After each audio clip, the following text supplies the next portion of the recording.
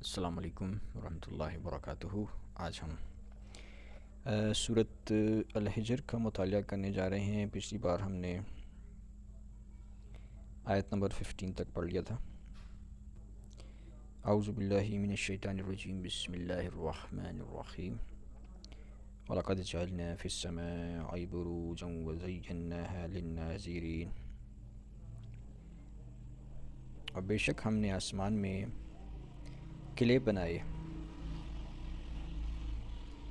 بنائے یعنی کہکشاؤں کی صورت میں، کہکشاؤں، گلیکسیز، ستارے، سیارے، پلینٹس، تو قلعے بنائے۔ اور ہم نے، جیسے کہ اب آپ دیکھ بھی سکتے ہیں کہ جو ناسا نے جو پکچرز کھینچی ہیں نیبیولا اور گلیکسیز کی، اور یہ قلعے نما لگتی ہے، اور ہم نے اس کو دیکھنے والوں کے لیے آراستہ کر دیا، مزین کر دیا، خوبصورت بنا دیا۔ تو دیکھنے میں دیکھو آپ کتنی خوبصورت لگتی ہیں یہ گلیکسیز جو ہیں، اور یہ جو ستارے سیارے ہیں دیکھنے میں کتنے خوبصورت لگتے ہیں۔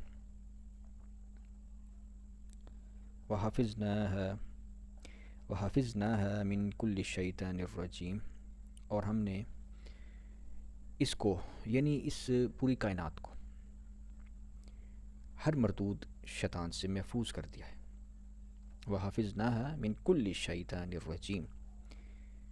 شیطان سے کون مراد ہے؟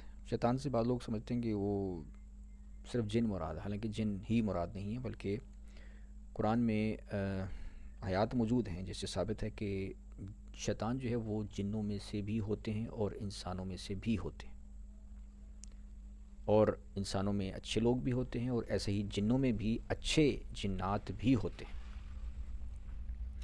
تو یہ خواہ بعض لوگ جنات کو بدنام کر دیتے ہیں کہ جنات سارے کے سارے ہی شیاطین ہوتے ہیں۔ ایسا نہیں ہے۔ جنات میں سورہ جن آپ پڑھ لیں، اس میں لکھا ہوا ہے کہ جنات میں بہت سارے نیک بھی ہوتے ہیں، اچھے بھی ہوتے ہیں۔ تو اللہ فرماتا ہے کہ ہم نے حفاظت کر رکھی ہے اس کائنات کی شیطان مردود سے۔ کیسے حفاظت رکھی ہوئی ہے؟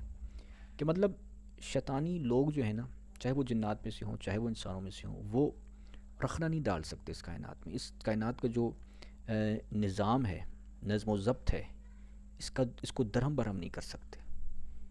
ٹھیک ہے نا؟ یہ کائنات اللہ نے تھامی ہوئی ہے، قائم رکھا ہوا ہے، تو اس کو کوئی خراب نہیں کر سکتا کہ اس میں کچھ تبدیلی لے آئے، سولر سسٹم کو خراب کر دے، یا جو کائنات کا ایک نظام چل رہا ہے، ایک طریقے سے گردش ہو رہی ہے سیاروں کی، ستاروں کی، اس میں رخنہ اندازی کر دے، کائنات کے نظام کو درہم برہم کر دے۔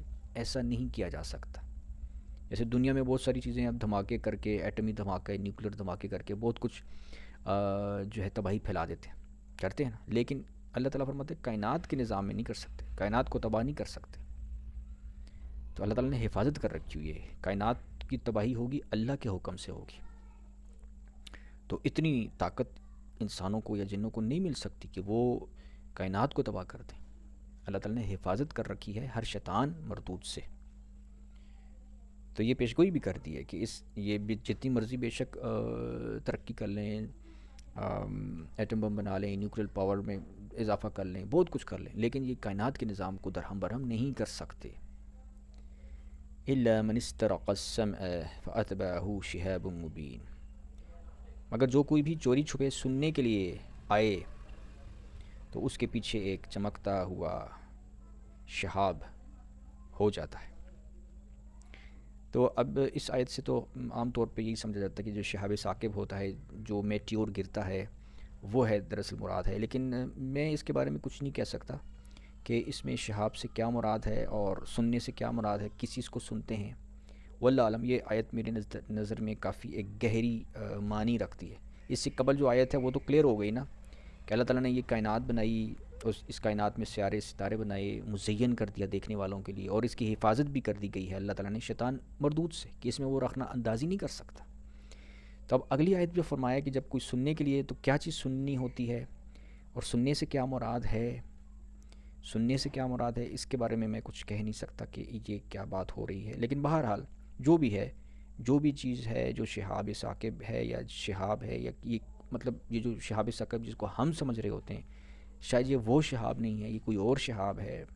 تو خیر بہرحال جو بھی ہے، لیکن یہ اللہ تعالیٰ فرماتا ہے کہ اس میں کامیابی نہیں مل سکتی شیاطین کو۔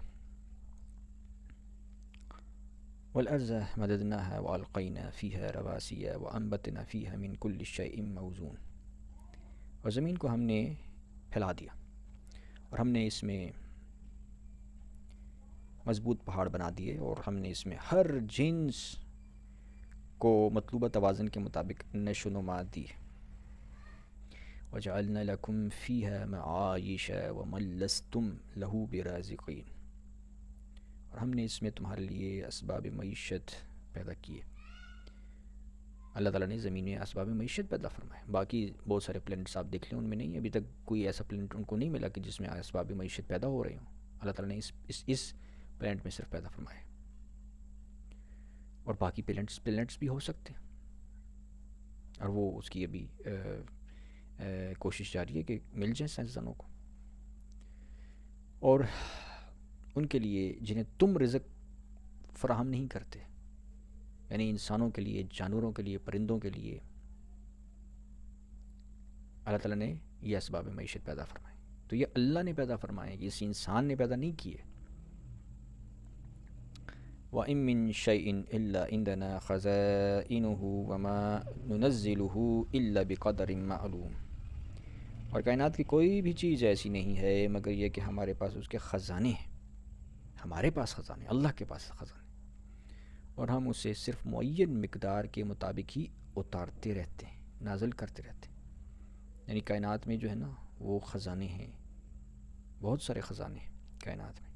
ابھی پچھلے دنوں پتہ چلا کہ کوئی سائنسدان جو ہے نا وہ تو دیکھتے رہتے ہیں نا دوربین سے، اور اپنے ان آلات کے ذریعے کائنات کا مشاہدہ کرتے رہتے ہیں۔ انہیں کوئی بہت بڑا کوئی ایسا سیارہ نظر آیا ہے کہ جس میں بہت، یعنی کہ جو سونے سے بنا ہوا ہے اور اس میں بہت قیمتی دھاتوں سے بنا ہوا ہے۔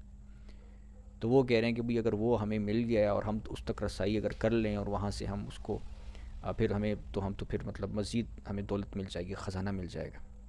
تو اب یہ کائنات اس کا مطلب ہے خزانوں سے بھری ہوئی ہے، اس میں بہت سارے قسم ہر قسم کے خزانے موجود ہو سکتے ہیں جن تک ابھی رسائی نہیں ہے، اور جیسے کہ آیت سے پتہ چلا کہ وہ رسائی ہوگی، اللہ تعالیٰ نازل فرماتا رہے گا۔ نُنَزِّلُهُ إِلَّا بِقَدَرٍ مَّعْلُومٍ، ایک اندازے کے مطابق اللہ تعالیٰ اسے نازل فرماتا رہے گا۔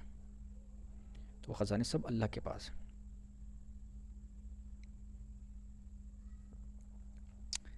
وَأَرْسَلْنَا الرِّيَاحَ لَوَاقِحَ فَأَنزَلْنَا مِنَ السَّمَاءِ مَاءً فَأَسْقَيْنَاكُمُوهُ وَمَا أَنْتُمْ لَهُ بِخَازِنِينَ، اور ہم ہواؤں کو بادلوں کا بوجھ اٹھائے ہوئے بھیجتے ہیں، پھر ہم آسمان کی جانب سے پانی اتارتے ہیں، پھر ہم اسے تم ہی کو پلاتے ہیں، اور تم اس کے خزانے رکھنے والے نہیں ہو۔ یہ بھی اللہ تعالیٰ کا خزانہ ہے، یہ اللہ کے حکم سے انسانوں تک پہنچتا ہے۔ وَإِنَّا لَنَحْنُ نُحْيِي وَنُمِيتُ وَنَحْنُ الْوَارِثُونَ، اور بے شک ہم ہی جلاتے ہیں، یعنی پیدا کرتے ہیں، زندگی دیتے ہیں، اور ہم ہی موت دیتے ہیں، اور ہم ہی سب کے وارث و مالک ہیں۔ زندگی موت دینے والا اللہ ہے، ہر چیز کا وارث اور مالک اللہ کی ذات ہے۔ انسان اپنی زندگی کا مالک نہیں ہے کہ وہ کہے کہ بھئی میری زندگی میری مرضی چلے گی، میری زندگی پر، وہ ایسا نہیں کہہ سکتا۔ انسان کی زندگی کا مالک جو ہے وہ اللہ تعالیٰ کی ذات ہے، اللہ کی مرضی چلے گی، اور اس لیے اللہ کی مرضی انسانوں کو جو ہے اس پر کے مطابق زندگی بسر کرنی چاہیے۔ وَلَقَدْ عَلِمْنَا الْمُسْتَقْدِمِينَ مِنْكُمْ وَلَقَدْ عَلِمْنَا الْمُسْتَأْخِرِينَ، اور بے شک ہم ان کو بھی جانتے ہیں جو آپ سے پہلے گزر چکے، اور بے شک ہم بعد میں آنے والوں کو بھی جانتے ہیں۔ یعنی جو انسان پہلے گزر چکے ہیں، نبی کریم صلی اللہ علیہ وسلم سے پہلے جتنی مخلوقات اور انسان جو گزر چکے ہیں، پہلے پیدا ہوئے تھے پھر مر چکے ہیں، ان سب کا علم اللہ کے پاس ہے، سب کو اللہ جانتا ہے۔ ایسا نہیں ہے کہ کوئی چیز اللہ سے پوشیدہ ہے، یعنی ان کو جانتا ہے، انہوں نے کیا اعمال کیے، اچھے کیے، برے کیے، ظلم کی، زیادتی کی، سب اللہ کو پتہ ہے، وہ اللہ نے حساب لینا ہے۔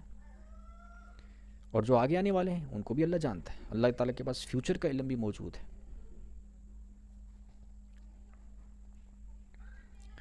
وَإِنَّ رَبَّكَ هُوَ يَحْشُرُهُمْ إِنَّهُ حَكِيمٌ عَلِيمٌ، بے شک آپ کا رب ہی تو انہیں جمع فرمائے گا قیامت کے دن، بے شک وہ بڑی حکمت والا، خوب جاننے والا ہے۔ اب قرآن کی دیگر آیت سے یہ بھی پتہ چلتا ہے کہ بہت سارے جو لوگ ہوتے ہیں، نیک لوگ ہوتے ہیں، جو شہید ہو جاتے ہیں، جیسے وہ زندہ ہوتے ہیں، وہ مرنے کے بعد ہی فوراً انہیں جنت میں داخل کر دیا جاتا ہے، کیونکہ جنتیں بہت ساری ہیں، ایک جنت نہیں ہے، کئی جنتیں ہیں۔ تو ایک جنت وہ بھی ہے کہ جو بڑی قیامت سے پہلے جس میں مومنین کو داخل کیا جاتا ہے تاکہ وہ جنت میں جائیں اور وہاں پہ وہ اللہ کی نعمتیں استعمال کریں۔ تو ایسا ہی کسی قدر جو ہے وہ جہنم کا عذاب کا مزہ بھی چکھایا جاتا ہے بعض لوگوں کو جو بہت بڑے گناہ گار ہوتے ہیں، جیسے قرآن میں آیت ہے کہ جو اہل فرعون ہے، جو فرعون کو ماننے والے تھے، ان کو صبح و شام جو ہے وہ جہنم کے قریب لے جایا جاتا ہے۔ تو اللہ فرماتا ہے بے شک آپ کا رب ہی انہیں جمع فرمائے گا قیامت کے دن، یعنی حساب کتاب کے دن۔ تو کوئی انسان اللہ سے پوشیدہ نہیں، انسان نے کیا عمل کیا سب اللہ جانتا ہے۔ دنیا میں لوگ دھوکے دے دیتے ہیں ایک دوسرے کو، ٹھیک ہے نا، لوگ دنیا میں دھوکے سے نیک مشہور ہو جاتے ہیں، خود اپنی ذات میں وہ بدعمل ہوتے ہیں، ٹھیک ہے نا، بددیانت ہوتے ہیں، منافق ہوتے ہیں، لیکن دنیا کے سامنے نیک بنتے ہیں، ٹھیک ہے نا۔ تو وہ دنیا میں ایسے بعض لوگ زندگی گزار لیتے ہیں، اور وہ سمجھتے ہیں، بعض ایسے ہوتے ہیں کہ جی شاید اللہ تعالیٰ کو بھی ہم ایسے ہی دھوکہ دے رہے ہیں۔ تو اللہ کو دھوکہ نہیں دے سکتے، اللہ تعالیٰ دلوں کے حال تک سے واقف ہے۔ اللہ تعالیٰ ہر انسان کو دیکھتا ہے، جانتا ہے اس کے دل میں کیا ہے، دماغ میں کیا ہے۔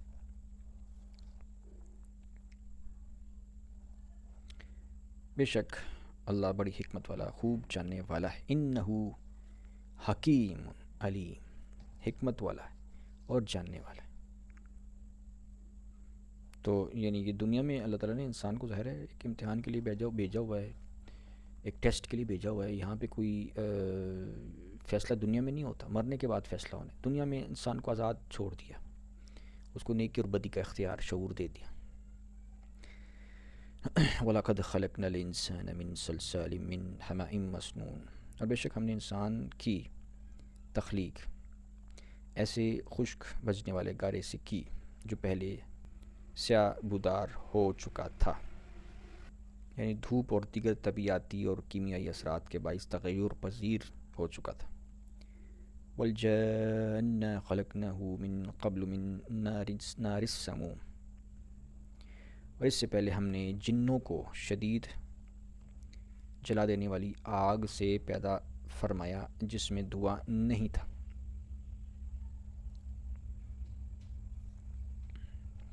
یعنی ایسی آگ سے پیدا فرمایا کہ جس میں دھواں نہیں تھا۔ جنوں کے بارے میں ابھی انسان پوری طرح سے جانتے نہیں ہیں کہ جن جو ہے نا وہ کیا مخلوق ہے۔ تو اب تک کی جو انڈرسٹینڈنگ قرآن سے حاصل ہوتی ہے اس سے تو ایسا ہی لگتا ہے کہ جیسے جن جو ہے وہ نان میٹر نہیں ہے۔ بہت ساری چیزیں کائنات میں بھی ایسی ہیں کہ جو کائنات میں ہیں لیکن وہ میٹر نہیں ہیں، جیسے ہیٹ جو ہے وہ میٹر نہیں ہے، نان میٹر ہے۔ جو سورج کی جو ہیٹ نکل رہی ہوتی ہے وہ نان میٹر ہے، وہ محسوس تو ہوگی آپ کو لیکن وہ میٹر نہیں ہے۔ ایسا ہی جو ریڈیشنز ہوتی ہیں وہ نان میٹر ہوتی ہیں۔ تو بہت ساری چیزیں، اشیاء جو ہیں وہ نان میٹر ہوتی ہیں۔ تو یہ بھی بغیر دھوئیں کی آگ سے، اب لیکن سورج کی جو تپش ہے، آگ ہے، اس سے جو ہیٹ نکلتی ہے وہ نان میٹر ہے۔ تو معلوم یہ ہوتا ہے کہ قرآن شریف نے جو جنوں کا جو نقشہ کھینچا ہے نا، اس سے معلوم ہوتا ہے کہ وہ جنات جو ہیں وہ نان میٹر ہیں، اور ان کی آنکھیں بھی ہیں قرآن کے مطابق کہ ان کو آنکھیں بھی دی ہیں، دل بھی دیا ہے اور کان بھی دیے ہیں۔ اس کا مطلب ہے پورے آزاد ہی ہیں، پورا جسم ان کا، کھاتے بھی ہیں پیتے بھی ہیں۔ اب وہ کیا چیز کھاتے پیتے وہ ہمیں نہیں پتہ، نان میٹر، وہ نان میٹر والی مخلوق ہے۔ معلوم یہ ہوا کہ اس کائنات میں ایک ڈائمنشن نان میٹر کی ہے، نان میٹر کی ڈائمنشن میں جنات جو ہیں وہ زندگی بسر کر رہے ہیں، اور وہ انسانوں کے ساتھ بھی ان کا انٹریکشن ہوتا ہے، جیسے قرآن سے پتہ چلتا ہے کہ جنات اور انسان بھی ایک زمانے میں ایک ساتھ رہا کرتے تھے۔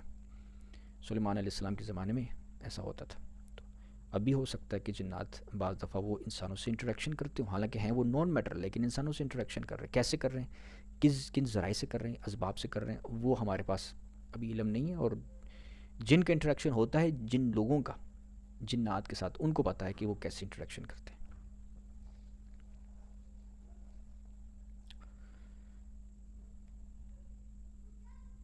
وَإِذْ قَالَ رَبُّكَ لِلْمَلَائِكَةِ إِنِّي خَالِقٌ بَشَرًا مِّن صَلْصَالٍ مِّن حَمَإٍ مَّسْنُونٍ. اور یاد کیجئے جب آپ کے رب نے فرشتوں سے فرمایا کہ میں سن رسیدہ اور سیاہ بودار بجنے والے گارے سے ایک بشری پیکر پیدا کرنے والا ہوں. یہ ٹرانسلیشن جو ہے یہ میں پڑھ رہا ہوں اس وقت علامہ طاہر القادری صاحب کی. مٹی سے جو بشر پیدا فرمایا تو اس کے لیے جو الفاظ استعمال کیے ہیں کہ سن رسیدہ اور سیاہ بودار بجنے والے گارے سے ایک بشری پیکر پیدا کرنے والا ہوں. فَإِذَا سَوَّيْتُهُ وَنَفَخْتُ فِيهِ مِن رُّوحِي فَقَعُوا لَهُ سَاجِدِينَ. جب میں اس کی ظاہری تشکیل کو کامل طور پر درست حالت میں لا چکوں اور اس میں اپنی روح پھونک دوں تو تم اس کے لیے سجدے میں گر پڑنا. اب سجدے سے کیا مراد ہے؟ سجدے سے مراد بعض لوگ کہتے ہیں کہ یہاں سجدے سے مراد دراصل تسلیم کرنا ہے، اطاعت کرنا ہے. اس کی تم نے اطاعت کرنی ہے یا اس کو تم نے جو ہے اس کی تعظیم کرنی ہے. سجدہ یہاں عبادت کے معنوں میں استعمال نہیں ہوا، کیونکہ عبادت صرف اللہ کے لیے ہوتی ہے. عبادت کا سجدہ صرف اللہ کے لیے ہوتا ہے. یہ سجدہ جو ہے وہ تعظیمی ہے یا اطاعت کے معنوں میں. فَسَجَدَ الْمَلَائِكَةُ كُلُّهُمْ أَجْمَعُونَ. پس تمام فرشتوں نے سجدہ کیا الا ابلیس، سوائے اس ابلیس کے.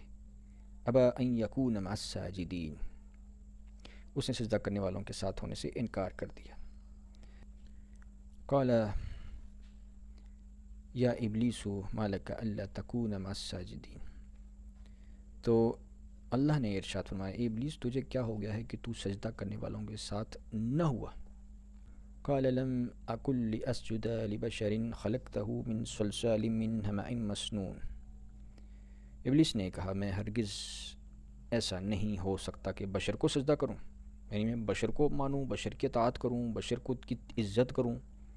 ایسا نہیں ہو سکتا کیونکہ وہ تو مٹی سے پیدا ہوا ہے، وہ تو مٹی سے پیدا ہوا ہے. قال فاخرج منها فإنك رجيم. اللہ نے فرمایا کہ تو یہاں سے نکل جا، بس بے شک تو مردود ہے. یعنی وہ جگہ جو تھی وہ جنت تھی.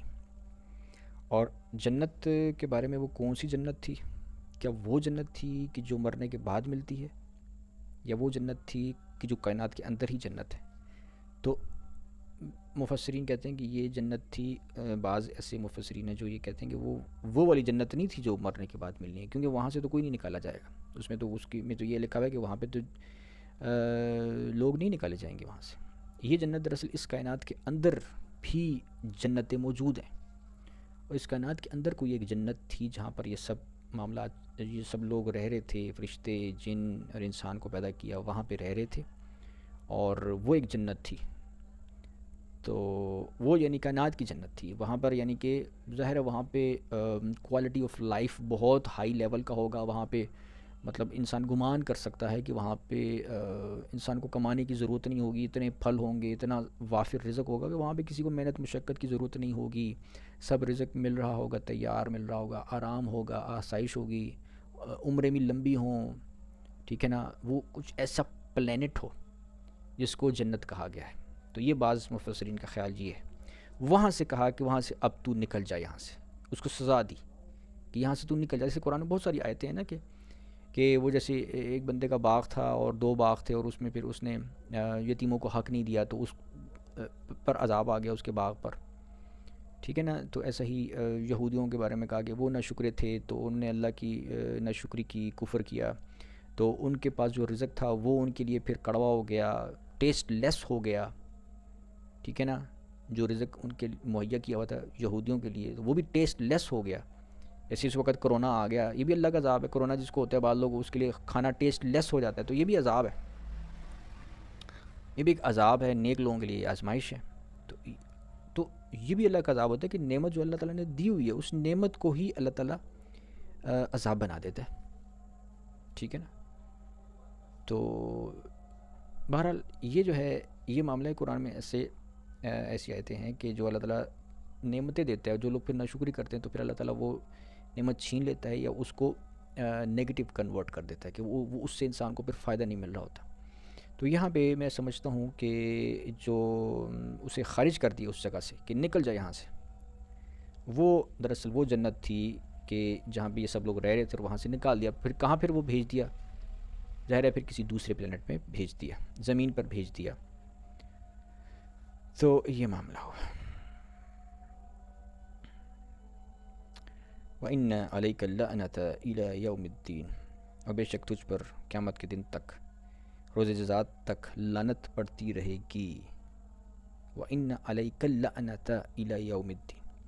تو دیکھو ابلیس پر اللہ کی نافرمانی کے باعث لعنت کر دی گئی ہے قیامت کے دن تک، یوم حساب کے دن تک۔ اس کے باوجود اس کو ڈھیل دی گئی ہے، وہ لوگوں کو گمراہ کرتا ہے، بہت سارے لوگ اس کی باتوں میں آتے ہیں۔ تو لعنت کا یہ نتیجہ ہوتا ہے کہ انسان جو ہے وہ پھر اللہ سے جب دور ہوتا ہے تو یہی لعنتی زندگی ہوتی ہے۔ جو اللہ سے دور ہوتا ہے وہی لعنتی زندگی ہے۔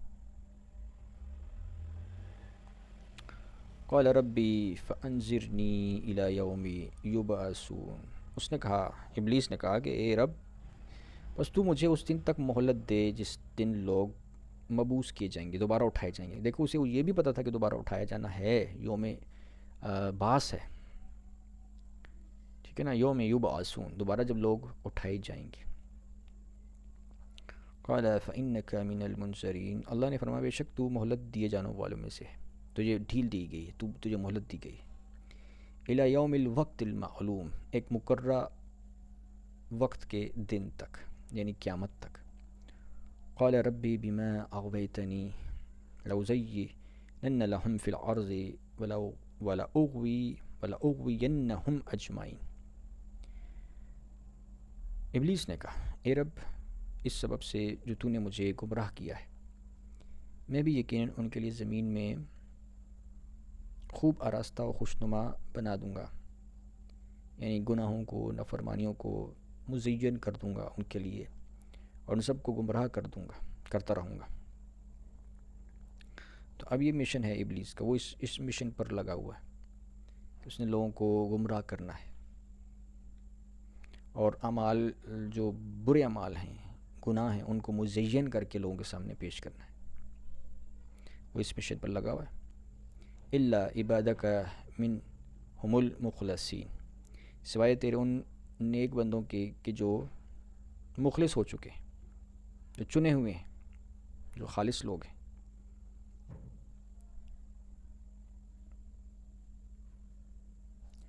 قال ھذا صراط علی مستقیم، اللہ تعالیٰ نے ارشاد فرمایا کہ یہ رستہ جو اخلاص والا رستہ ہے، یہ ہے میرا سیدھا رستہ، جو سیدھا رستہ ہے۔ ھذا صراط علی مستقیم، قال ھذا صراط علی مستقیم، مایا کہ یہ رستہ ہے جو میرے سیدھا رستہ ہے۔ ان عبادی لیس لک علیہم سلطان الا من اتبعک من الغاوین، بے شک میرے اخلاص یافتہ بندوں پر تیرا کوئی زور نہیں چلنے والا، سوائے ان بھٹکے ہوں کے جنہوں نے تیری راہ اختیار کی۔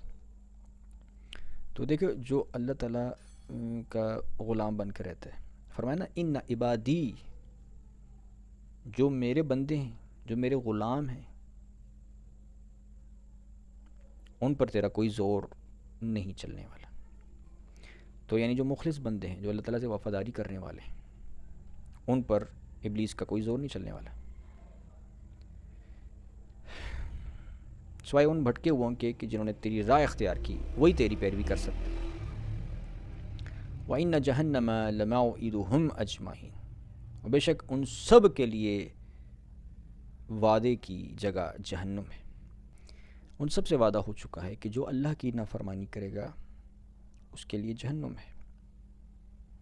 لہا سبعۃ ابواب لکل باب منہم جزء مقسوم، جس کے 7 دروازے ہیں، جہنم کے 7 دروازے ہیں، ہر دروازے کے لیے ان میں سے الگ حصہ مخصوص کیا گیا ہے۔ ان المتقین فی جنات و عیون، بے شک متقی لوگ باغوں اور چشموں میں رہیں گے۔ تو دیکھیں یہ جنتیں جو ہیں، جنتیں کئی جنتیں قرآن سے معلوم ہوتا ہے، کئی جنتیں، ایک جنت تو معلوم ہوتا ہے کہ کائنات میں بھی ایک جنت موجود ہے، ٹھیک ہے، اور ہو سکتا ہے اور جنتیں بھی موجود ہوں، واللہ عالم۔ تو اب کائنات کی جو سائنس ہے یہ بھی تو سارے لوگوں کو ابھی پتہ نہیں چلی ہے، یہ جو بلیک ہول ہوتا ہے یہ کیا ہے، اس کی تہ تک نہیں پہنچے، بلیک ہول کے اندر جانے سے کیا ہوتا ہے، ٹھیک نا، ملٹی یونیورس کیا ہے، بہت سارے راز اس کائنات میں چھپے ہوئے ہیں۔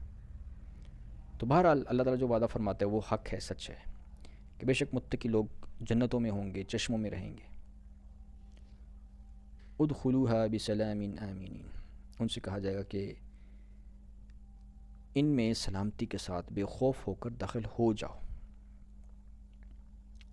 وَنَزَعْنَا مَا فِي صُدُورِهِم مِّن غِلٍّ إِخْوَانًا عَلَى سُرُرٍ مُتَقَابِلِينَ، اور ہم وہ ساری کدورت، رنجش باہر نکال لیں گے جو دنیا میں ان کے سینوں کے اندر تھی، یعنی جو آپس میں مومنین دنیا میں آپ دیکھتے ہیں بہت سارے مومنین ہیں، مسالک ہیں، دیوبندی، بریلوی، اہل حدیث، وہ بعض دفعہ آپ دیکھ رہے ہوتے ہیں ایک دوسرے کے خلاف فتوی بازی کر رہے ہوتے ہیں کہ تم غلط ہو میں صحیح ہوں، تمہارا عقیدہ غلط ہے، تم کفر پر کر رہے ہو، تم شرک کر رہے ہو، یہ غلط ہے۔ اب وہ تمام مسالک کے جو مومنین ہوتے مسلمان ہیں، آپس میں بعض دفعہ جھگڑ رہے ہوتے ہیں، لیکن کیا ہوتا ہے کہ نیتیں صاف ہوتی ہیں، ان کو پتہ ہوتا ہے کہ جی ہمارا یہ والا عقیدہ صحیح ہے، دوسرے کا غلط ہے، تو وہ نیک نیتی سے آپس میں بعض دفعہ یہ جھگڑا ہو جاتا ہے، بعض دفعہ اختلاف ہو جاتا ہے، ٹھیک ہے نا، تو نیک نیتی کی بنا پر ہوتے مومنین ہی ہیں وہ۔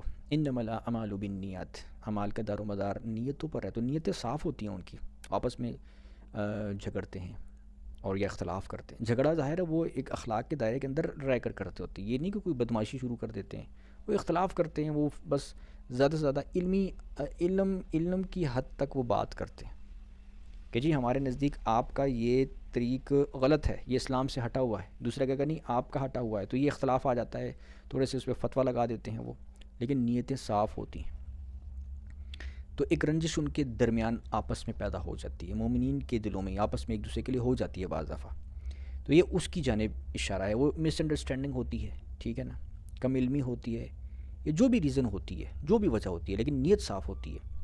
فرمایا ہم وہ ساری ان کی جو نیگیٹیوٹی ہے، کدورت ہے، بغض ہے، جو دنیا میں وہ ایک دوسرے کے خلاف تھا، اسے ہم نکال لیں گے، وہ نفرت ختم ہو جائے گی، اور پھر کیا ہوگا، پھر وہ جنت میں وہاں پہ آپس میں بھائی بھائی بن کر بیٹھے ہوں گے۔ یہ معاملہ، لیکن دنیا تو آزمائش امتحان ہے، یہاں پہ تو آپ دیکھیں تو صحابہ کرام میں بھی آپس میں اختلافات ہو گئے تھے، ان میں بھی اگر دیکھیں تو جنگ جمل میں بھی آپس میں صحابہ کرام کی آپس میں جنگ ہو گئی تھی، تو اب ہم یہ تو نہیں کہتے کہ ایک صحیح تھا دوسرا غلط، ہم کہتے ہیں سارے صحیح تھے، دونوں صحیح تھے، دونوں پارٹی صحابہ کرام کی صحیح تھی، ان میں مس انڈرسٹینڈنگ ہو گئی تھی، اختلاف ہو گیا تھا، تو یہ علماء میں بھی ہو جاتا ہے، مسالک میں بھی ہو جاتا ہے، ان کی نیتیں صاف ہوتی ہیں۔ یہ مرزائی لوگ جو ہیں یہ خام خواہ اس چیز کو ایک نیگیٹو رنگ دے رہے ہوتے ہیں کہ دیکھو جی لوگ تو آپس میں فرقے بازی کر رہے ہیں، تو آپس میں ایک دوسرے کو کافر کہہ رہے ہیں، تو یہ حالانکہ وہ یہ ساری چیزیں تو نیک نیتی سے اگر ہوں تو اس کے باوجود جنت میں ڈالا جائے گا، ٹھیک ہے نا۔ نیت کا اصل میں بہت وہ ہوتا ہے نا، اس میں حیثیت ہوتی ہے کہ اگر انسان کی نیت خراب ہے اور خراب نیت کی بنا پر ایک انسان نیکی کا کام کر رہا ہے، لیکن نماز پڑھ رہا ہے ایک انسان نماز پڑھ رہا ہے، نیت اس کی یہ ہے کہ یار مجھے لوگ کہیں کہ تو بڑا نمازی ہے، تو یہ بدنیتی آ گئی نا، تو کام تو صحیح کر رہا ہے وہ نماز کا، لیکن اس عمل کی وجہ سے اسے جنت نہیں ملنے والی، جہنم میں ڈالا جائے گا، کیونکہ اسے ریاکاری کی ہے، اور ریاکاری شرک ہے، ٹھیک ہے نا۔ اب میں یہاں پہ بیٹھ کے قرآن کی تبلیغ پیش کر رہا ہوں، میری نیت اگر یہ ہو خدا نہ خواستہ کہ میں مشہور ہو جاؤں کہ تو بڑا تبلیغ کرنے والا ہے، تو بڑا مبلغ ہے، تو بڑی نصیحتیں کر رہا ہے، ٹھیک ہے، تو اگر میری یہ نیت ہو تو پھر میری یہ عمل بھی ضائع ہو گیا معاذ اللہ۔ تو نیت بہت ضروری ہے، نیت ایک انسان بری نیت ہو اور کام اچھا کر رہا ہے تو بھی وہ جہنم میں، لیکن اگر نیت صاف ہے اور اسے کوئی غلطی ہو جاتی ہے ٹھیک ہے نا، اختلافات مومنین میں ہو جاتے ہیں، تھوڑا سا ایک جھگڑا ہو جاتا ہے کہ نہیں تم غلط ہو میں صحیح ہوں، وہ آپس میں تھوڑی رنجش آ جاتی ہے، لیکن نیتیں صاف ہے، تو وہ نیت صاف ہونے کی وجہ سے ان کو جنت میں ڈالا جائے گا، یہ معاملہ ہے۔ تو قادیانی لوگ بیچارے اپنے آپ کو ایک خوش فہمی میں رکھا ہوا ہے کہ جی سارے لوگ تو آپس میں لڑ رہے ہیں، جھگڑ رہے ہیں، باقی سارے فرقے اور مسالک، اور ہم بڑے جناب صحیح ہیں۔ حالانکہ وہ جو لڑ رہے جھگڑ رہے ہیں اگر ان کی نیتیں صاف ہے تو تب بھی وہ جنتی ہیں، وہ ناجی جماعت ہے، سب مل کر بریلوی، اہل حدیث، دیوبندی، یہ سارے جو مسالک ہیں یہ سب ایک جماعت ہیں، ان کا ایک امام حضرت محمد صلی اللہ علیہ وسلم، ٹھیک ہے نا۔ تو یہ معاملہ، تو اب نیتیں مسلمانوں کی صحیح ہیں، مسالک کی صحیح ہیں، خراب نیت ہے مرزا قادیانی کی۔ مرزا قادیانی کی نیت خراب تھی، وہ دجال تھا، کذاب تھا، اس نے عقائد خراب کیے اور مسلمانوں میں فتنہ پیدا کیا، فساد پیدا کیا۔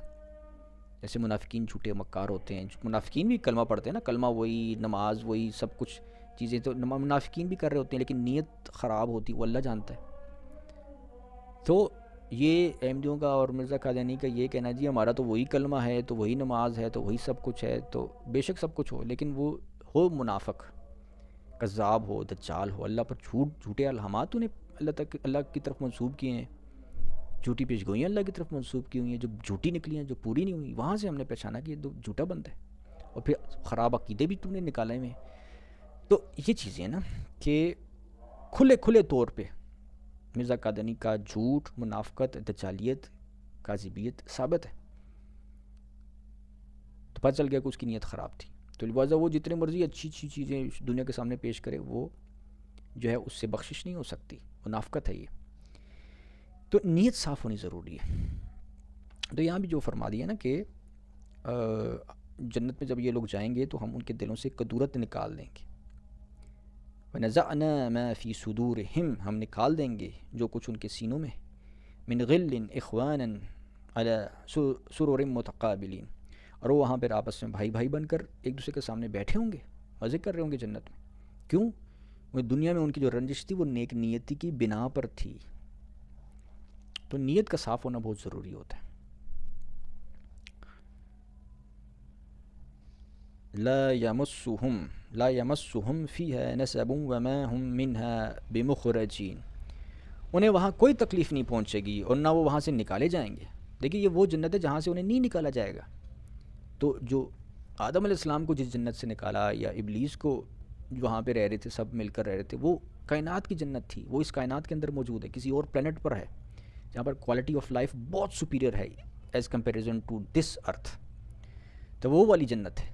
جنت تو باغ کو کہتے ہیں نا، دنیا میں بھی کسی باغ کو ہم جنت کا لفظ یوز کر سکتے ہیں، کرتے بھی ہیں عربک میں۔ تو جنت اصل میں وہ جو ہے نا وہ اس پلینٹ کی جنت تھی جہاں سے انہیں نکال دیا گیا تھا، اور وہ جنت جو مرنے کے بعد ملنے والی ہے وہاں سے کسی کو نہیں نکالا جائے گا۔ نبی عبادی انی انا الغفور الرحیم، آپ میرے بندوں کو بتا دیجئے، یعنی نبی کریم صلی اللہ علیہ وسلم کو فرمائے کہ آپ میرے بندوں کو بتا دیجئے کہ میں ہی بے شک بڑا بخشنے والا نہایت مہربان ہوں، وَأَنَّ عَذَابِي هُوَ الْعَذَابُ الْأَلِيمُ، اور یہ بھی بتا دیجئے کہ بے شک میرا ہی عذاب بڑا دردناک عذاب ہے، سخت عذاب ہے۔ وَنَبِّئْهُمْ عَنْ ضَيْفِ إِبْرَاهِيمَ، اور انہیں ابراہیم علیہ السلام کے مہمانوں کی خبر سنا دیجئے۔ اِذْ دَخَلُوا عَلَيْهِ فَقَالُوا السَّلَامَ قَالَ إِنَّا مِنْكُمْ وَجِلُونَ، جب وہ ابراہیم علیہ السلام کے پاس آئے تو انہوں نے آپ کو سلام کہا۔ ابراہیم علیہ السلام نے فرمایا کہ ہم آپ سے کچھ ڈر محسوس کر رہے ہیں، کچھ ڈر رہے۔ قالوا لا توجل ان نبشرک بغلام علیم، مہمان فرشتوں نے کہا کہ آپ ڈرے نہ، ہم آپ کو ایک دانشمند لڑکے کی بشارت سنانے آئے۔ قال ابشرتمونی علی ان مسنی الکبر فبما تبشرون، ابراہیم علیہ السلام نے کہا کہ آپ مجھے اس حال میں خوشخبری سنا رہے ہیں جب کہ مجھے بڑھاپا لاحق ہو چکا ہے، اب آپ کس چیز کی خوشخبری سنا رہے ہیں؟ یعنی اب تو میں بوڑھا ہو گیا ہوں، اب مجھے یہ بیٹے کی خوشخبری کہاں سے سنا رہے ہیں آپ؟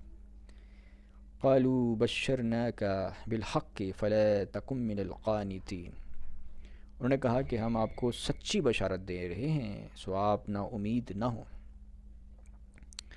قال ومن يقنط من رحمت ربه الا الضالون۔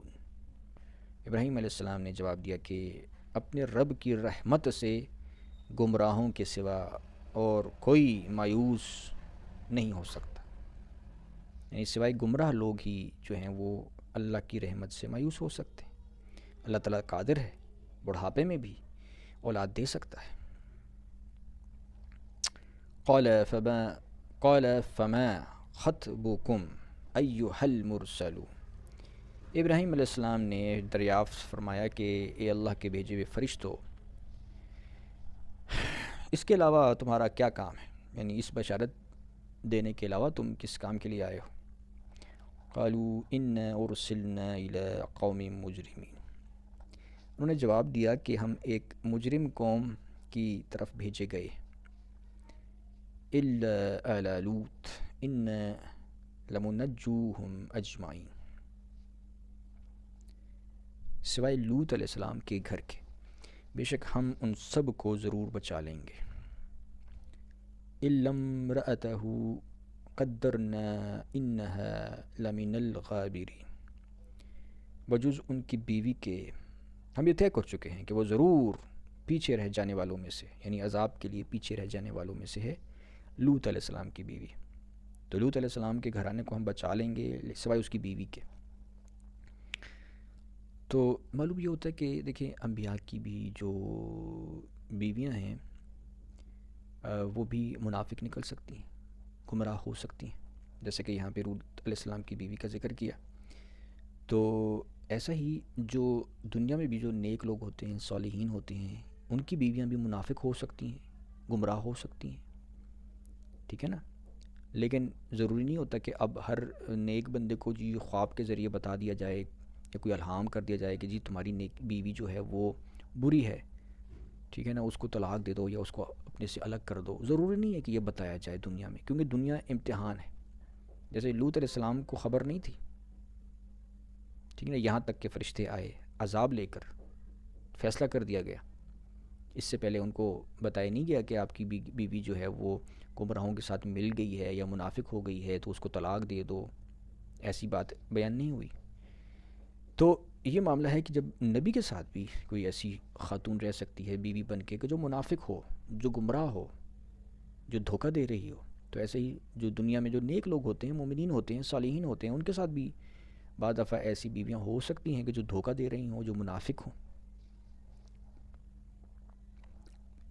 فلما جاء آل لوط المرسلون، جب لوط علیہ السلام کے خاندان کے پاس وہ فرشتے آئے، وہ بھیجے ہوئے وہ آئے، قال انکم قوم منکرون، کہ لوط علیہ السلام نے فرمایا کہ بے شک تم اجنبی لوگ معلوم ہوتے ہو۔ قالوا بل جئناک بما كانوا فيه يمترون، انہوں نے کہا کہ ایسا نہیں، ہم آپ کے پاس وہ لے کر آئے ہیں، یعنی وہ عذاب لے کر آئے ہیں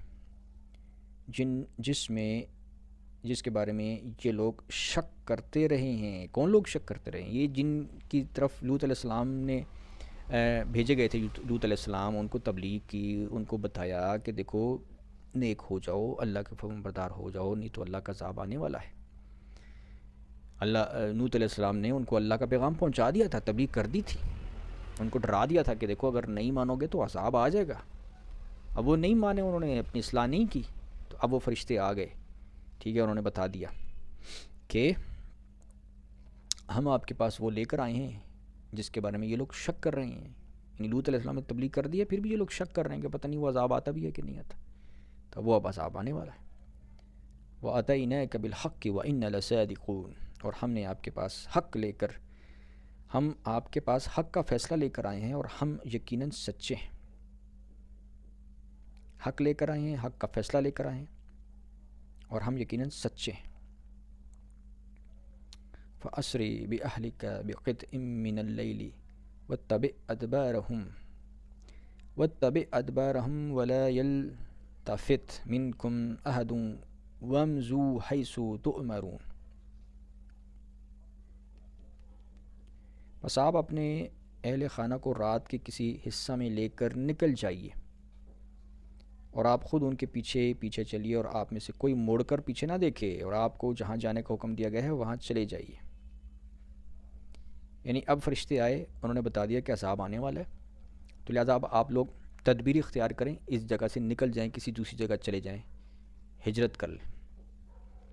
تو اب جس جگہ پر عذاب آنے والا ہوتا ہے یہاں وہاں پہ مطلب یہ ہے کہ اب یہ حکمت عملی ہے کہ نیک لوگوں کو وہاں سے نکل جانا چاہیے۔ تو یہ حکم فرشتوں نے دے دیا، اللہ کا حکم ہے لوط علیہ السلام کو اور ان کے اہل خانوں کو کہ وہ یہاں سے نکل جائیں۔ وَقَضَيْنَا إِلَيْهِ ذَلِكَ الْأَمْرَ أَنَّ دَابِرَ هَٰؤُلَاءِ مَقْطُوعٌ مُّصْبِحِينَ، اور ہم نے لوط علیہ السلام کو اس فیصلہ سے بذریعہ وحی آگاہ کر دیا کہ بے شک ان کے صبح ہوتے ہی ان لوگوں کی جڑ کاٹ دی جائے گی۔ وَجَاءَ أَهْلُ الْمَدِينَةِ يَسْتَبْشِرُونَ، اور اہل شہر خوشیاں مناتے ہوئے آئے لوط علیہ السلام کے پاس، خوشیاں مناتے ہوئے، کیونکہ ظاہر ہے یہ جو گناہ گار لوگ ہوتے ہیں، زیادہ تر کافر ٹائپ کے جو لوگ ہوتے ہیں، بدعمل ہوتے ہیں، وہ بڑی خوشیاں منا رہے ہوتے ہیں، دنیا میں اپنی مرضی کی زندگی گزاریں گے، گناہ کریں گے، اور بڑے موج مستیوں میں جناب جو ہے نا وہ مدہوش ہوں گے، غافل ہوں گے۔ قال ان هؤلاء ضیفی فلا تفضحون، لوط علیہ السلام نے کہا بے شک یہ لوگ میرے مہمان ہیں، بس تم مجھے ان کے بارے میں شرمسار نہ کرو۔ واتقوا اللہ ولا تخزون، اور اللہ کے غضب سے ڈرو اور مجھے رسوا نہ کرو۔ قالوا اولم ننہک عن العالمین، وہ یعنی وہ بدمست لوگ بولے اے لوط کہ ہم نے تمہیں دنیا بھر کے لوگوں کی حمایت سے منع نہیں کیا تھا؟ قال هؤلاء بناتی ان کنتم فاعلین، لوط علیہ السلام نے کہا یہ میری قوم کی بیٹیاں ہیں، اگر تم کچھ کرنا چاہتے ہو تو ان سے شادی کر لو۔ لعمرک انہم لفی سقرتہم یعمہون، آپ کی عمر مبارک کی قسم، نبی کریم صلی اللہ علیہ وسلم کی عمر مبارک کی قسم، بے شک یہ لوگ اپنی بدمستی میں سرگرداں پھر رہے ہیں، یعنی سرگرداں تھے، غافل تھے اپنی بدمستی میں۔ فَأَخَذَتْهُمُ الصَّيْحَةُ مُشْرِقِينَ، پس انہیں طلوع آفتاب کے ساتھ ہی سخت آتش کڑک نے آ لیا، یعنی صبح ہوتے ہی ان پر عذاب، اللہ کا عذاب آ گیا۔ فَجَعَلْنَا عَالِيَهَا سَافِلَهَا وَأَمْطَرْنَا عَلَيْهِمْ حِجَارَةً مِّن سِجِّيلٍ، سو ہم نے ان کی بستی کو زیر و زبر کر دیا، الٹا پلٹا دیا، تہس نہس کر دیا، اور ہم نے ان پر پتھر کی طرح سخت مٹی کے کنکر برسائے۔ ان فی ذلک لآیات للمتوسمین، بے شک اس واقعے میں اہل فراست کے لیے نشانیاں ہیں، مطلب عبرت ہے، سبق ہے، سبق حاصل کرو۔ وَإِنَّهَا لَبِسَبِيلٍ مُقِيمٍ، اور بے شک وہ بستی ایک آباد راستے پر واقع ہے۔ ان فی ذلک لآیۃ للمؤمنین، بے شک اس واقعے لوط، یعنی یہ جو قوم لوط کا جو واقعہ ہے اس میں اہل ایمان کے لیے نشانی ہے، نشانی ہے۔ وَإِنْ كَانَ أَصْحَابُ الْأَيْكَةِ لَظَالِمِينَ، اور بے شک بندگان ایکا بھی بڑے ظالم تھے۔ فَانْتَقَمْنَا مِنْهُمْ وَإِنَّهُمَا لَبِإِمَامٍ مُّبِينٍ، بس ہم نے ان سے بھی انتقام لیا اور یہ دونوں بستیاں کھلے راستے پر موجود ہیں۔ وَلَقَدْ كَذَّبَ أَصْحَابُ الْحِجْرِ الْمُرْسَلِينَ، اور بے شک وادی حجر کے باشندوں نے بھی رسولوں کو جھٹلایا۔ وَآتَيْنَاهُمْ آيَاتِنَا فَكَانُوا عَنْهَا مُعْرِضِينَ، اور ہم نے انہیں بھی اپنی نشانیاں دیں مگر وہ ان سے روگردانی کرتے رہے۔ تو اللہ تعالیٰ جو نشانیاں عطا فرماتا ہے ان سے روگردانی نہیں کرنی چاہیے۔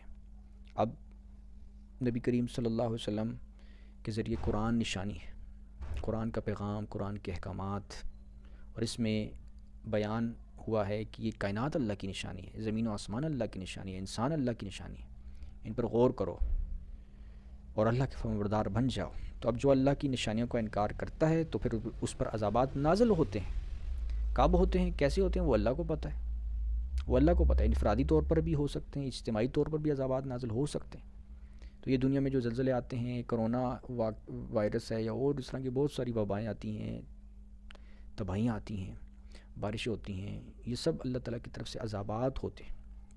اب ان عذابات میں جو معصوم لوگ مر جاتے ہیں وہ تو ظاہر ہے وہ پھر بخشے جاتے ہیں، ان کی بخشش ہو جاتی ہے، اور جو گمراہ لوگ ہوتے ہیں، جو بدعمل گنہگار لوگ مارے جاتے ہیں، وہ پھر سیدھا جہنم میں جاتے ہیں۔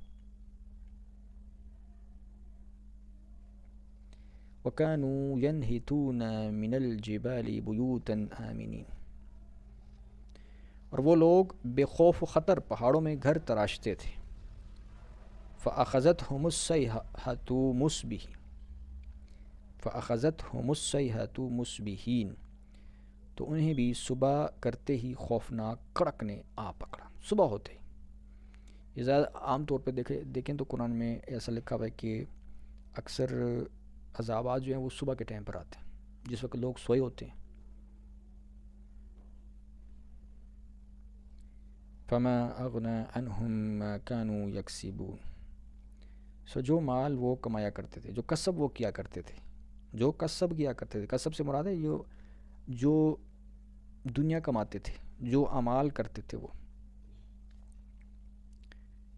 ان سے وہ اللہ کے عذاب کو وہ دور نہ کر سکا، ان کے کچھ کام نہ آئے۔ فما اغنا، تو کام نہ آیا، انہم ان کو، ما کانوا یکسبون، جو وہ کام کرتے تھے، یکسبون کسب کرتے تھے، دنیا میں جو بھی وہ کام کرتے تھے۔ آج اس وقت بھی دیکھ رہے ہیں بہت سارے جو اللہ کے نافرمان لوگ ہیں، جو کافر ہیں، مشرک ہیں، بدعمل ہیں، وہ دنیا میں بہت سارے کام کر رہے ہوتے ہیں، سائنٹسٹ بن رہے ہوتے ہیں، بڑی بڑی ایجادات کرتے ہیں، بڑی بڑی محل بناتے ہیں، بلڈنگز بناتے ہیں، امیر و کبیر بن جاتے ہیں، خوشیاں مناتے ہیں، لیکن اللہ کی نافرمانیاں کر رہے ہوتے ہیں۔ اللہ فرماتے ہیں وہ ان کے کچھ کام نہیں آئے گا۔ وما خلقنا السماوات والارض وما بينهما الا بالحق وان الساعة لآتية فاصفح الصفح الجمیل، اور ہم نے آسمانوں اور زمین کو اور جو کچھ ان دونوں کے درمیان ہے عبث پیدا نہیں فرمایا، یقیناً قیامت کی گھڑی آنے والی ہے، سو آپ بڑے حسن و خوبی کے ساتھ درگزر کرتے رہیں۔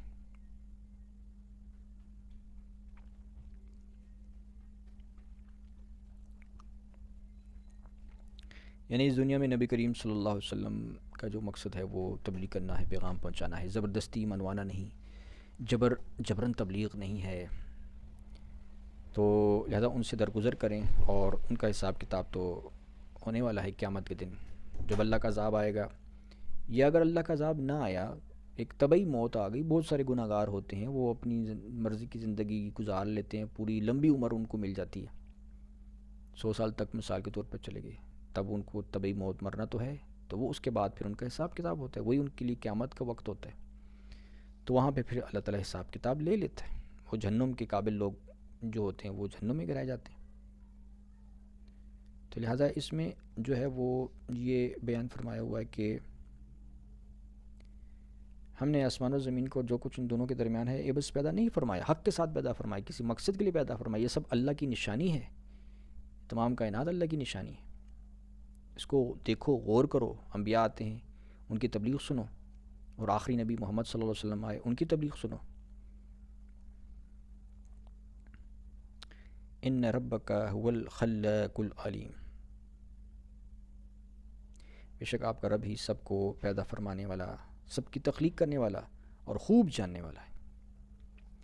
وَلَقَدْ آتَيْنَاكَ سَبْعًا مِّنَ الْمَثَانِي وَالْقُرْآنِ الْعَظِيمِ، اور بے شک ہم نے آپ کو بار بار دہرائی جانے والی 7 آیتیں یعنی سورہ فاتحہ اور بڑی عظمت والا قرآن عطا فرمایا ہے۔ لا تمدن عینیک الی ما متعنا به ازواجا منهم ولا تحزن علیہم واخفض جناحک للمؤمنین، آپ ان چیزوں کی طرف نگاہ اٹھا کر بھی نہ دیکھیں جن سے ہم نے کافروں کے گروہوں کو چند روزہ عیش کے لیے بہرہ مند کیا ہے۔ اللہ فرماتا ہے کافروں کو ہم نے اس دنیا میں عیش کی چیزیں عطا کی ہوئی ہیں، بڑا امیر و کبیر بنایا ہوا ہے، وہ لوگ بڑی عیاشی کرتے ہیں، تو ان پر ہم مومنوں کو ان پر نظر ڈالنے کی ضرورت نہیں ہے کہ ہم انہیں دیکھیں کہ یار یہ انہیں کیسے مل گیا۔ اللہ فرماتے ہیں اللہ تعالیٰ تو دے رہا ہے، اس دنیا میں دے رہا ہے، صرف یہ دنیا میں آزمائش کے لیے ہے، امتحان کے لیے دیا ہوا ہے، اس لیے اس میں کوئی حیرت کی ضرورت نہیں ہے کہ ان کو کہاں سے آ گیا۔ ابھی قادیانی مرزائی لوگ کیا کہہ رہے ہوتے ہیں، جی ہم دنیا میں ترقی کر رہے ہیں، ہم امیر ہو گئے ہیں، ہم دنیا میں بڑے پھیل رہے ہیں، جی یہ ہماری صداقت کی دلیل ہے، اللہ نے ہماری تائید کر دی ہے۔ یہ تائید نہیں ہے، یہ تائید نہیں ہے، یہ تو آزمائش ہے، یہ تو کافروں کو بھی اللہ تعالیٰ دیتا ہے یہ چیزیں، مومنین کو بھی ملتی ہیں کسی حد تک، لیکن وہ اللہ والے ہوتے ہیں، وہ شکر کرتے ہیں، ان کے عقائد صحیح ہوتے ہیں، ان کے اعمال صحیح ہوتے ہیں۔ کافروں کو اگر ملتی ہے تو اس کا یہ مطلب نہیں ہے کہ وہ اللہ تعالیٰ ان کی تائید کر رہا ہے، ٹھیک ہے نا، یہ صرف امتحان کے لیے دیا ہوا ہے۔ تو فرمایا ان چیزوں کی طرف نگاہ اٹھا کر بھی نہ دیکھیے جن سے ہم نے ان کافروں کے گروہوں کو عیش کے لیے بہرہ مند کیا ہوا ہے، اور ان کی گمراہی پر رنجیدہ خاطر بھی نہ ہوں، یعنی کوئی غم کرنے کی ضرورت نہیں ہے کہ وہ مسلمان کیوں نہیں ہو رہے، مومن کیوں نہیں ہو رہے، غم کرنے کی ضرورت نہیں ہے، اور اہل ایمان کی دل جوئی کے لیے اپنے شفقت و التفات کے بازو جھکائے رکھیں۔ وَقُلْ إِنِّي أَنَا النَّذِيرُ الْمُبِينُ، اور فرما دیجئے کہ بے شک اب میں ہی عذاب الہی کا واضح اور صریح ڈر سنانے والا ہوں۔ تو نبی کریم صلی اللہ علیہ وسلم کو اللہ تعالیٰ نے نذیر قرار دیا ہے، اور ڈرانے والے ہیں کسی سے، عذاب سے۔ تو اس وقت یہ قرآن جو ہے نا، یہ ہے تبلیغ، کہ اس میں اللہ تعالیٰ نے فرما دیا ہے، یہ تبلیغ نبی کریم صلی اللہ علیہ وسلم لے کر آئے ہیں، اور لوگوں کو بتا دیا ہے کہ اب نیک بن جاؤ، سیدھے بن جاؤ، گناہوں سے پرہیز کرو، نہیں کرو گے تو عذاب آ لے گا۔ اگر ابھی تک عذاب نہیں آیا اور بڑی موج مستیوں میں زندگی گزر رہی ہے تو اس کا یہ مطلب نہیں ہے کہ بچ جاؤ گے، کیونکہ دنیا جب تک ہے، چاہے یعنی کہ زندگی جب تک ہے، چاہے 100 سال ہے، 120 سال ہے، 150 سال ہے، وہ صرف امتحان کے طور پر ہی ہے، ٹیسٹ ہے، مہلت ہے، اس میں اپنی اصلاح کر لو، نہیں کرو گے اصلاح، اپنے آپ کو نیک نہیں بناؤ گے دنیا میں، تو پھر عذاب سے بچ نہیں سکتے۔ تو اب اس وقت اس زمانے میں یہ جو تبلیغ ہے قرآن کی، نبی کریم صلی اللہ علیہ وسلم کی تبلیغ، یہ کون کر رہا ہے؟ یہ علماء دین کر رہے ہیں۔ اس کے لیے کسی نئے نبی کی ضرورت نہیں ہے، کہ جیسے مرزا قادیانی نے اور مرزائی لوگ کیا کہتے ہیں کہ جی تبلیغ تو نئے نبی کے ذریعے ہوتی ہے، نئے نبی آتے تو وہ تبلیغ کرتا ہے، ایسا نہیں ہے۔ قرآن اور حدیث کے مطابق آخری نبی نبی کریم صلی اللہ علیہ وسلم ہیں، ان کے بعد اب تبلیغ کی ذمہ داری ہے مومنین کی، علماء دین کی، جیسے کہ فرمایا کنتم خیر امۃ اخرجت للناس تأمرون بالمعروف وتنہون عن المنکر، کہ تم بہترین امت ہو، امتیوں کو فرمایا کہ تم بہترین لوگ ہو جو لوگوں کی بھلائی کے لیے پیدا کیے گئے ہو، کہ انہیں تبلیغ کرنی ہے، نیکی کا حکم دینا ہے، برائی سے روکنا ہے، کس کے ذریعے؟ قرآن کے ذریعے، قرآن کے ذریعے تبلیغ کرنی ہے، قرآن کا پیغام سامنے رکھنا ہے، تو یہ تبلیغ ہو رہی ہے۔ تو اب جو لوگ نہیں مان رہے ان کو اللہ تعالیٰ نے مہلت دی ہوئی ہے، جب چاہے گا اللہ تعالیٰ ان پر عذاب نازل کر دے گا، لیکن دنیا ظاہر ہے وہ تو حساب کتاب کی جگہ نہیں ہے، حساب کتاب تو مرنے کے بعد ہونے والا ہے۔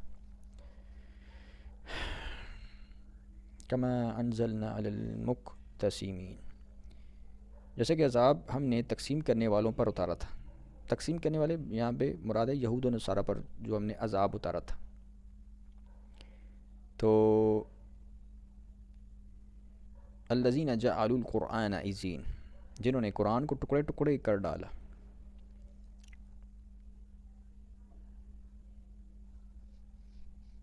یہ تو خیر بریکٹ میں لکھا ہوا ہے کہ یہ یہود و نصارہ مراد ہے، واللہ عالم اس میں مقتسمین سے کیا مراد ہے، تقسیم کرنے والے لوگ جو ہیں، کس چیز کو تقسیم کر رہے ہیں، ہو سکتا ہے اس میں یہ بھی ہو کہ یہ ان لوگوں پر بھی نازل ہوا کہ جنہوں نے تقسیم کیا، اور آگے فرمایا الذین جعلوا القرآن عضین، قرآن کو تقسیم کیا، قرآن کو ٹکڑے ٹکڑے کر دیا، تو یہ ہو سکتا ہے کہ یہ مستقبل کی پیش گوئی ہے کہ ان پر بھی قرآن نازل ہوگا کہ جو قرآن کو ٹکڑے ٹکڑے کر دیں گے، یعنی کہ قرآن کو کہ کسی ایک پیغام کو لیں گے کہ یہ ہمارے لیے ہے، اور جو دوسرے احکامات ہیں ان کو چھوڑ دیں گے، اپنے مطلب کی بات لے لیں گے کہ یہ تو ہمارے لیے ہے اور دوسرے پر ہم عمل نہیں کر رہے، حالانکہ پورے قرآن پر عمل کرنا ہوتا ہے، پورے قرآن کی اطاعت کرنی ہے۔ تو جو لوگ ایسا نہیں کریں گے، جو لوگ اپنے مطلب کی چند آیتیں لے لیں گے کہ بس یہ ہمارے لیے، ہم اس پر عمل کر لیں گے، تو یہ یہود و نصارہ نے بھی ایسے ہی کیا، اپنے جو ان پر شریعت نازل ہوئی تھی، ٹھیک ہے، اس میں سے اپنے مطلب کی چیزیں لے لیں، بعض کا انکار کر دیا، حق و باطل کو مکس کر دیا۔ تو یہ جو ہے نا، یہ معاملہ نہیں کرنا، یہ اگر کیا تو تب بھی عذاب نازل ہو سکتا ہے۔ تو یہاں پہ بریکٹ میں ترجمے میں جو علامہ صاحب نے تو یہود و نصارہ لکھا ہوا ہے، تو ہو سکتا ہے یہ یہود و نصارہ نہ ہوں، اس کے علاوہ اور لوگ بھی ہو سکتے ہیں۔ تو ان پر کیسے عذاب نازل ہوا؟ ظاہر ہے اب یہود و نصارہ تو موجود ہیں اس دنیا میں، وہ تو موجود ہیں، ختم تو نہیں ہوئے، ملیہ میٹ تو نہیں ہوئے، اس دنیا سے ختم نہیں ہوئے، تو ان کو عذاب کب دیا جائے گا؟ ظاہر مرنے کے بعد انسانوں کا حساب کتاب ہوگا۔ دنیا میں وہ انہیں جو ہے جیسے کہ فرمایا کہ اس دنیا میں جو کافروں کو ہم نے چیزیں دے رکھی ہیں عیش و عشرت کی، اس پر حیران نہ ہو۔ تو یہود و نصارہ آپ دیکھ لیں کہ کتنے اس وقت پاورفل اور مال و دولت میں ترقی یافتہ لوگ ہیں، تو وہ اس وقت موجود ہیں۔ معلوم یہ ہوگا کہ قیامت کے دن عذاب دیا جائے گا مرنے کے بعد۔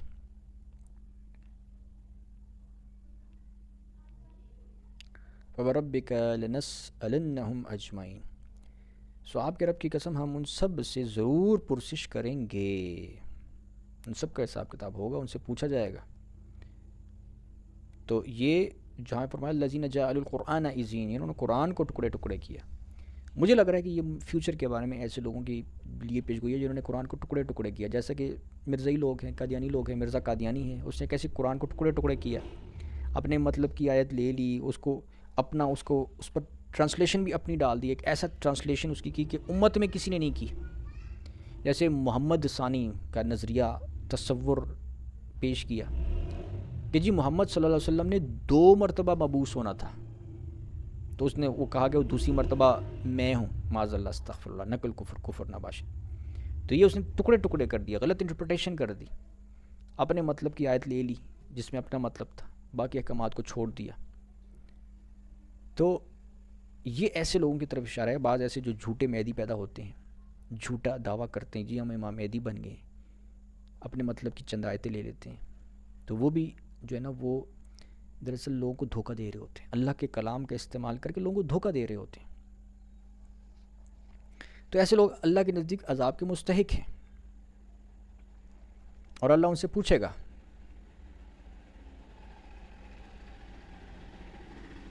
جیسے کہ فرمایا فَوَرَبِّكَ لَنَسْأَلَنَّهُمْ أَجْمَعِينَ، کہ آپ کے رب کی قسم ہم ضرور ان سے پرسش کریں گے۔ اما كانوا يعملون، ان اعمال سے متعلق جو وہ کرتے رہے، اعمال سے متعلق جو وہ کرتے رہے۔ فَاصْدَعْ بِمَا تُؤْمَرُ وَأَعْرِضْ عَنِ الْمُشْرِكِينَ، بس آپ وہ باتیں اعلانیہ کہہ ڈالیں جن کا آپ کو حکم دیا گیا ہے، اور آپ مشرکوں سے منہ پھیر لیجئے۔ إِنَّ كَفَيْنَاكَ الْمُسْتَهْزِئِينَ، بے شک مذاق کرنے والوں کو انجام تک پہنچانے کے لیے ہم آپ کو کافی ہیں۔ یہاں بھی اللہ نے فرما دیا کہ جو مشرکین ہیں ان سے اعراض کرو، جو حکم دیا گیا ہے وہ کھول کر سنا دو، اس کی تبلیغ کرو، اور مشرک لوگوں سے اعراض کرو۔ اب مشرک لوگ کون ہوتے ہیں؟ مشرک ایک تو وہ ہے نا کہ جو مسلمان نہیں ہیں، جو مومن نہیں ہیں اور شرک کرنے والے ہیں۔ تو شرک کا ایک مفہوم یہ بھی ہوتا ہے کہ جو انسان بے نمازی ہوتا ہے، بد عمل ہوتا ہے، اللہ رسول کا نافرمان ہوتا ہے، وہ بھی مشرک ہوتا ہے، کیونکہ وہ اپنے نفس کی پوجا کر رہا ہوتا ہے، اپنے نفس کو، اپنی خواہشات کو فالو کر رہا ہوتا ہے، اللہ کو فالو نہیں کر رہا، رسول کو فالو نہیں کر رہا، تو وہ بھی مشرک ہوتا ہے۔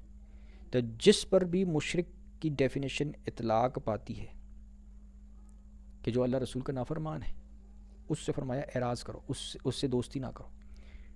اسی لیے اسلام میں یہ ہے نا کہ کونوا مع الصادقین، صادقوں کی معیت اور صحبت اختیار کرو، اور جو برے لوگ ہیں ان سے ہٹ جاؤ۔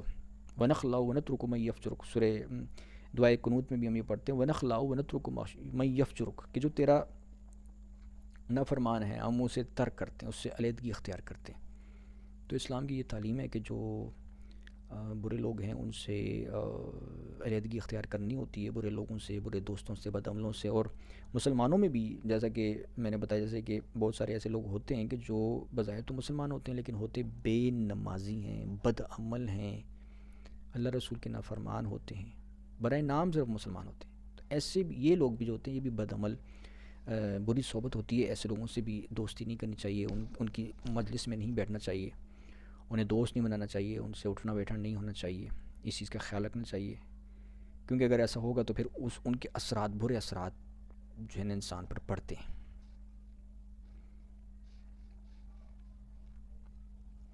انا کفینہ کل مستہزئین، بے شک ہم کافی ہیں آپ کو مذاق اڑانے والوں کے لیے، کہ جو مذاق اڑا رہے ہیں دین کا، اللہ کے احکامات کا، ان کا تمسخر کرنے والوں کے لیے اللہ کافی ہے. وہ بدلہ لے گا، وہ حساب لے گا.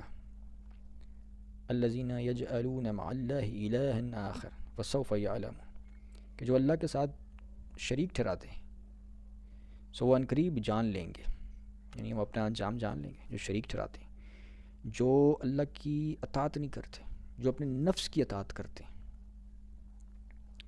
وَلَقَدْ نَعْلَمُ أَنَّكَ يَضِيقُ صَدْرُكَ بِمَا يَقُولُونَ، بے شک ہم جانتے ہیں کہ آپ کا سینہ ان باتوں سے تنگ ہوتا ہے جو وہ کہتے ہیں. بے شک ہم جانتے ہیں کہ آپ کا سینہ اقدس ان باتوں سے تنگ ہوتا ہے جو وہ کہتے ہیں، جو کافر لوگ باتیں کرتے ہیں. فسبح بحمد ربک وکن من الساجدین، سو آپ حمد کے ساتھ اپنے رب کی تسبیح کیا کریں اور سجدہ کرنے والوں میں شامل رہا کریں.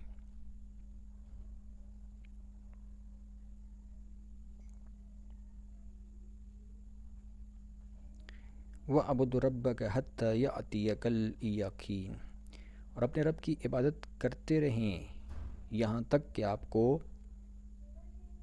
آپ کی شان کے لائق مقامی یقین مل جائے، یعنی انشراح کامل نصیب ہو جائے یا لمحہ وصال آ جائے، یعنی موت تک اللہ کی عبادت کرتے رہیں. سبحان اللہ وبحمدہ، سبحان اللہ العظیم. اللہ تعالیٰ سے یہ دعا ہے کہ اللہ تعالیٰ دنیا کے تمام مومنین، صالحین، مجاہدین کی حفاظت، مدد، تائید و نصرت فرمائے. آج کل جیسا کہ آپ دیکھ رہے ہیں کہ دنیا میں جنگ کے حالات ہیں. ابھی پاکستان بھارت کی بھی جنگ ہوئی ہے، اور دیگر ممالک کی بھی جنگیں ہوتی رہتی ہیں، ہو رہی ہیں، اور حالات اس طرف بڑھ رہے ہیں کہ جنگ عظیم بھی ہو سکتی ہے، اللہ نہ کرے. تو بہرحال جو بھی معاملہ ہے دعا کرنی چاہیے کہ تمام دنیا میں اللہ تعالیٰ مومنین کی، صالحین کی، مجاہدین کی، جو جہاد کرنے والے ہیں کافروں سے، ان کی حفاظت فرمائے، مدد فرمائے، ان کی تائید و نصرت فرمائے، ان کو کافروں کے شر سے، حملوں سے محفوظ رکھے، اپنی حفظ و امان میں رکھے. اور کافروں، ظالموں کو، جو ظالم لوگ ہیں لیکن جو بے شر کافر ہے، وہ اپنی زندگی بے شر طریقے سے گزار رہا ہے، صرف اختلاف کر رہا ہے، ٹھیک ہے اس کو حق ہے، لیکن جو ظالم ہیں، جو مومنین کو تباہ کرنا چاہتے ہیں، جو مومنین کے دشمن بنے ہوئے ہیں، تو ان سب کے لیے بد دعا کرنی چاہیے. ایسے ظالموں کے لیے اللہ انہیں تباہ و برباد کرے، ان کے حملوں سے مومنین کو، صالحین کو، مجاہدین کو محفوظ رکھے. آمین. وآخر الدعوانا الحمد للہ رب العالمین.